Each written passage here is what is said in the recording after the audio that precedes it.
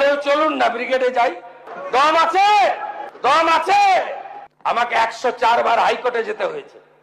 আর প্রাক্তন মুখ্যমন্ত্রীকে 15 দিনের মধ্যে রানী রাসমণি চেয়েছিলেন। আমি বললাম যানজট হয়ে যাবে। আমার ধারণা ছিল প্রচুর লোক আসবে, তা আমার ধারণা ছিল না 500-600 লোক হবে। আমি বললাম ওয়াই চ্যানেলে করুন। করলেন, কে বাধা দিয়েছে? তা বলে আপনি অ্যাপ্লিকেশন করে দিয়ে কলকাতার রাস্তায় ভিক্টোরিয়ার সামনে ফিতা নিয়ে চলে যাবেন? কি মামার বাড়ি নাকি? ফিতা নিয়ে যাবেন মাপতে? কে অধিকার দিয়েছে আপনাকে?